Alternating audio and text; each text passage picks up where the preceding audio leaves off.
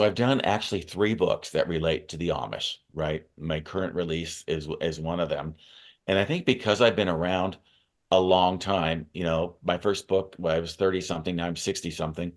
Um, and that first book was Amish, right? It was a abandoned prayers about the Amish people. And that was a way different time, back in 1989, 90. The Amish were not, on the map so much as a tourist destination. There weren't the Amish romance books, which is a huge genre. The fascination was there.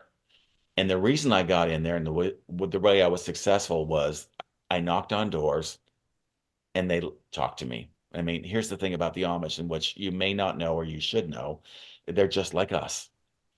They have feelings and emotions, and they love their kids, and they are heartbroken when things don't go their way. And so they're like us. Like it, and people say, well, why would they talk to you? And it's like why wouldn't they? They're not going to go on TV and blab about stuff. But I really think like the Amish really, I never burned anybody. I was like, I didn't use their names, if they didn't want to use their names. And I didn't record them without their permission, only audio, never a video. So I think I won their respect. The thing about the Amish wife was it was a follow-up to my very first book. I wrote about Eli Stutzman and his son, Danny Stutzman, who was known as Little Boy Blue, like a mystery child death that turned out to be this Amish kid. And I wrote a book about it.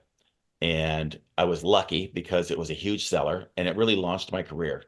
However, it had that one little part in the book, which was where his wife, Eli's wife, Ida, had died in a barn fire that was very suspicious, but no, no adjudication, nothing ever happened with it, right? And then a, a couple of years ago, I heard from Dan Gingrich, who was Ida's brother. He called me through a librarian who hooked him up because he does not have a phone in Minnesota, and he said, "My parents have died, and there's a box full of things I think you should look at, Greg. Letters, tons of letters, including letters from my 31-year-old self. When I wrote letters to that family, they were in there, but there were letters from different people that gave me clues to really how to solve the crime and what it was. And I believe I did in the book because he always believed that Ida had been murdered by her husband. And that's what the Amish wife is about. It's about going back. Think about this. As a journalist, you might get this. We write a book or we write an article or whatever, and then it's pretty much done. There's no more updating or whatever. You can do an update in the back of a book and all that. But I got a chance to go back to a story that, I knew it a little bit about. I didn't know all of it. And with the changes in technology, I was able to find out more stuff. And also, I was able to talk to a generation of Amish people who grew up with the story of Eli Stutzman and Little Boy Blue, and they too had wondered what happened to Ida.